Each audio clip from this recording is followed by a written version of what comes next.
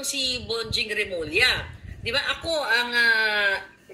ang pasimuno. Lahat pasimuno sa pambubuska sa mga yawa.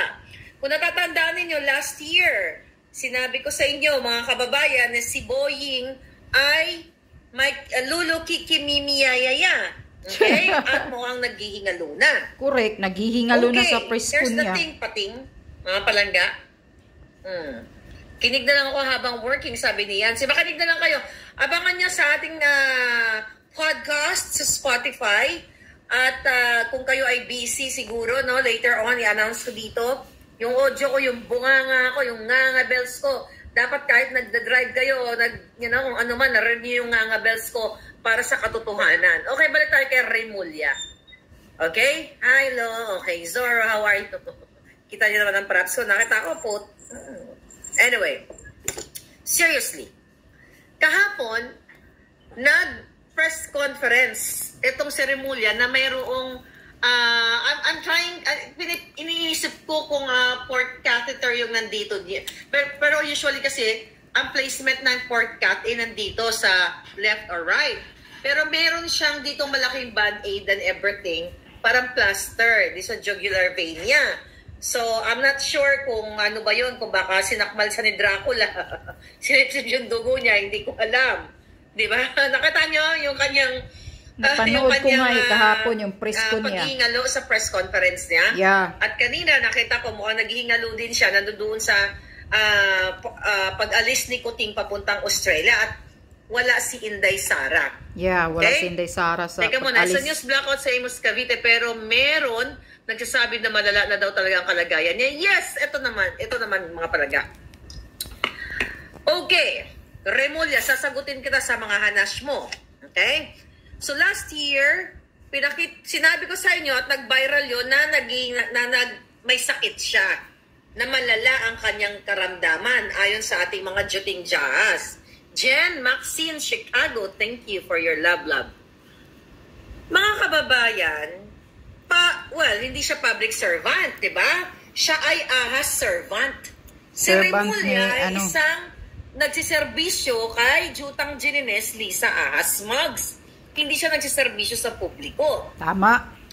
So, nung in-expose ko sa inyo na si Remulla ay may sakit at malala at nagre-recuperate o nagpapagaling, nagkamali ba ako? Tama. Kasi kahapon, nung nag-speech nga siya, nag-press conference siya, hinahabol niya yung paghinga niya. Parang hindi na siya katulad nung dati na, na matika, not matikas yung normal lang, kahit ang edad niya ay 62 years old na raw siya. Dati, mayabang, magsalita. Nag-deteriorate din, or yung ating katawan. Ngayon, humihinahon. Na nag-deteriorate ang ating mga katawan. Kahit nga 50 ka pa lang, pwede ka mag-deteriorate. Pwede ka bumagsak sa resistensya mo, or you know what I mean?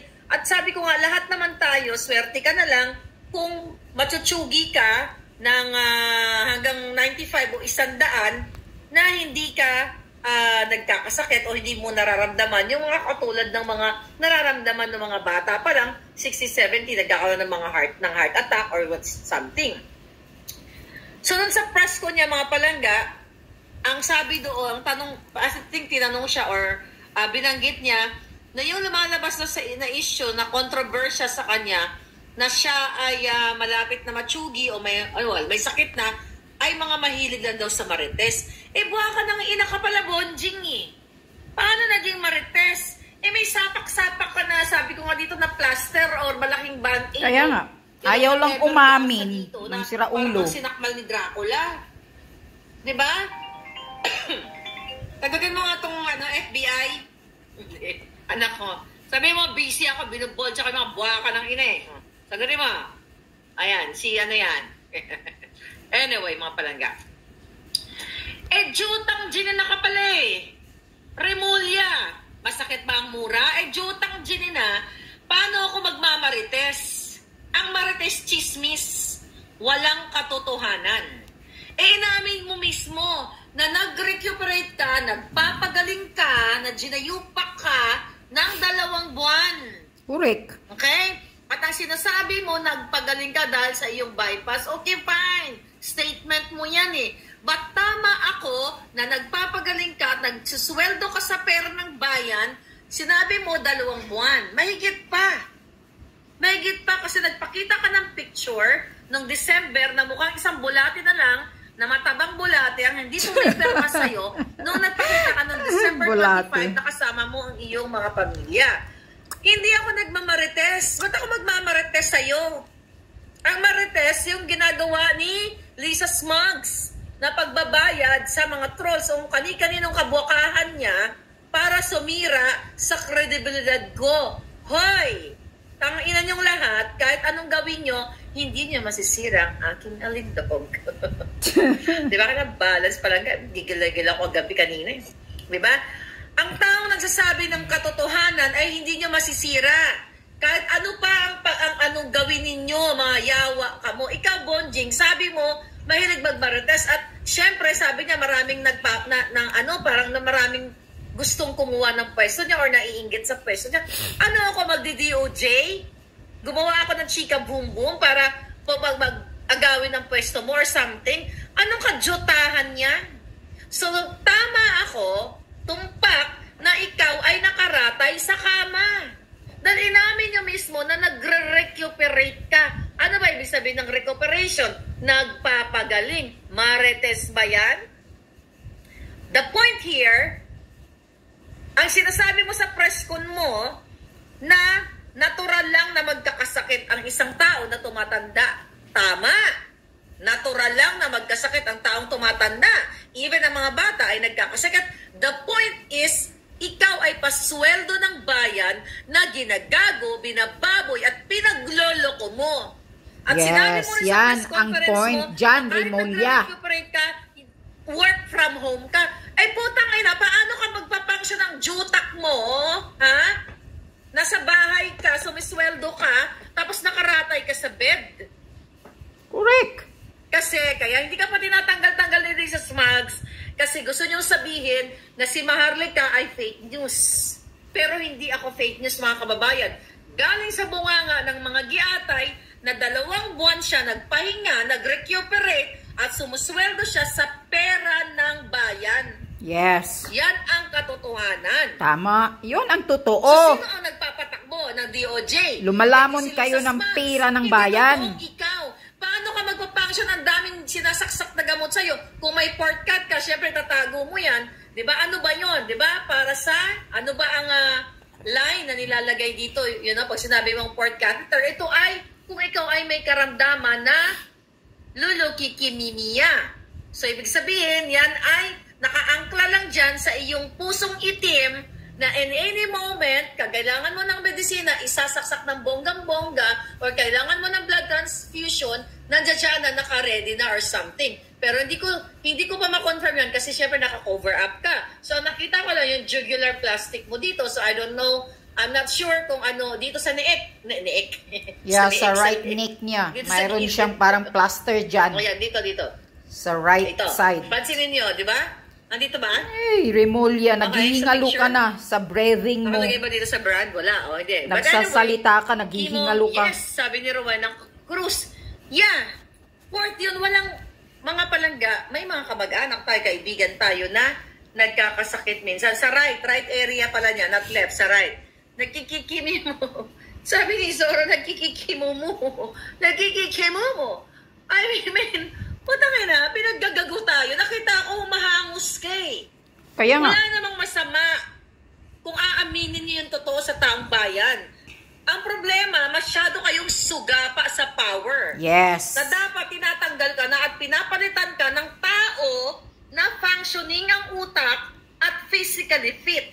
Eh, kitang-kita na humahangos ka o maghahabol ka ng hininga. At bilang isang Department of Justice Secretary, ang trabaho niyan talagang pangmalupitan. Pero paano ka nga magtatrabaho ng pangmalupitan? Kasi ang tinatarget nyo is si Pastor Kibuloy based sa inyong statement at si Congressman Arnie Teves. Yun. Diba? Pagtawanan ka lang ni Arnie Teves pag matigok ka, Remulla. Kundi ang buwan ka ng inang Lisa Smugs na ito. May Central Line Mediport for Chemo. Sabi ni Adele Lester. Okay? Huwag na kayong tumaya sa lottery. Sayang ang, sabi ni Lisa, very pale siya, parang walang dugo. Sabi ko nga, sinipsip ni Dracula eh. Merlita, sinipsip nga ni Dracula ang jutang din ng dugo niya. Very pale, di ba? Ang itsura niya, parang kulay papel na basta, pale. Sabi nga natin mga kababayan, tama agad sa Linites. Walang, totoo naman na lahat naman, hindi naman natin hinihingi na lahat tayo ay magkasakit. Pero darating tayo dyan. Ako nga, 3 years ago, I had an operation. Okay, pero hindi ko sinabi yan sa inyo kasi ayoko magpakaawa. Kaluoy man si Marlica. But it's a mild operation. Anyway, nalagpasan ko yon ng bonggang-bongga. Alam mo yon, sa stone lang naman yon. Kasi masyadong masyokaw din ang lola ninyo. Anyway, karma is real. So ngayon, mga kapalangga, ang sinasabi niya, natuloy-tuloy yung trabaho niya. Sinungaling ka pa. Natuloy-tuloy ng trabaho kung nagpapagaling ka. Bakit hindi ka mag-resign? Correct. Resign, Remulla. Ang kontrata nyo ang agenda nyo ni Lisa, ni Tambaloslos, sa inyong mga illegal activities. Yung pugo. Sa Cavite. Hindi na napalitan ang mga Remulla, sabi ni Gabriel Lambuhon. May taga Cavite. Hindi na napapalitan ang mga Remulla sa Cavite. Kayo ang naghari-hari. Kasi pala inalis sa Karambola, hiningi daw ang ulo niya na taga-government. Si Lisa ang humingi ng ulo ni Trixie. Wala nang iba. Correct. Alright? Tinanggal si Trixie pinatanggal ni Remulla, Lisa. kung ako sa'yo, kung ikaw mahal mo yung sarili mo, okay? Mahal mo ang health mo, mag-resign ka. Pero alam ko hindi ka pa magre-resign, pero darating tayo dyan. Hindi ka magtatagal dyan. Dahil unang-una, hindi magtatagal si Kuting. Yung ilong mo, yung breathing pattern mo, bagsak na. Correct. Diba? Baka nga nag-oxygen ka pa eh. Sa breathing pattern mo, kahit na walang medical background ang taong tumingin sa'yo, naghahabol hininga ka. Kaya nga. Naghahabol hininga ka. Ngayon, kailangan ba namin to resign? Pakialaman natin ng health mo? Of course. Kasi sumasweldo ko sa pera ng bayan. At huwag mong sinasabing Marites, ha? Hindi ako si Marites, si Maharlika ako. Giatay ang yawa. Kaya nga. So, yun nga. Dagdagan ko lang ang sinasabi ni Maharlika. Remulla? Kung ako sa iyo, Remulla, mag-resign ka na. Kung mahal mo ang health mo, focus on your health, Remulla. Huwag ka nang maging gahaman, buaya, ganid sa posisyon. Dahil yung pinaggagamot mo, binabayad mo sa doktor ngayon, sa sakit mo, pira ng mga taxpayer yan. Ayaw mo pang mag-resign. Kahit nga, nakita ko yung press con mo kahapon, naghihingalo ka na sa breathing mo Hinahabol-habol mo na yung hinihinga mo habang nagsasalita ka. Alam mo, Remulla, ganito yon. Pagtatawanan ka lang ni Tibis at ni Bantag pag natigok ka. Yun ang totoo. Kaya pilit kang nagsisinungaling na maayos ka na. Nagpapagaling ka lang, bypass lang yung pinagsasabi mo. Pero alam namin, Remulla, makikita namin sa pagmumukha mo na putlang-putla ka. Sabi pa nga ni Maharlika, isang bulati na lang ang hindi nakaperma sa'yo. Yun, kaya kinakarma ka na, dahan-dahan ka na Bonjing, resign na, wag mo nang lamunin yung DOJ na position dahil hindi yan forever para sa'yo. Pagtatawanan ka lang ni Tibis, sayawan ka lang ni Tibis ng budots at ni Bantag. Kapag matigok ka, bilang na yung hininga mo.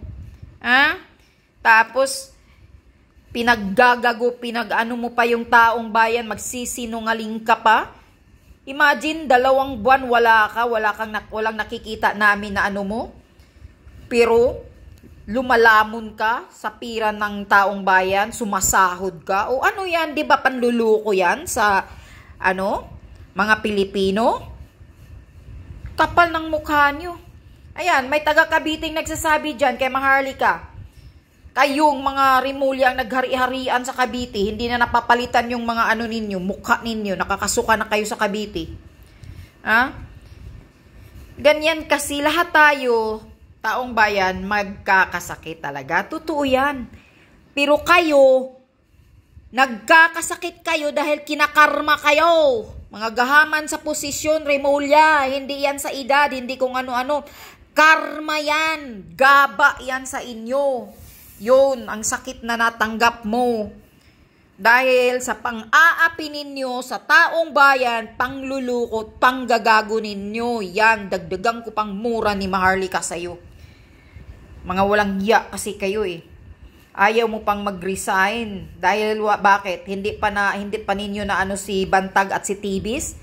Ngayon, sino ang malas sa buhay? Ikaw! Si Tibis tumatawa na sa'yo. At si Bantag.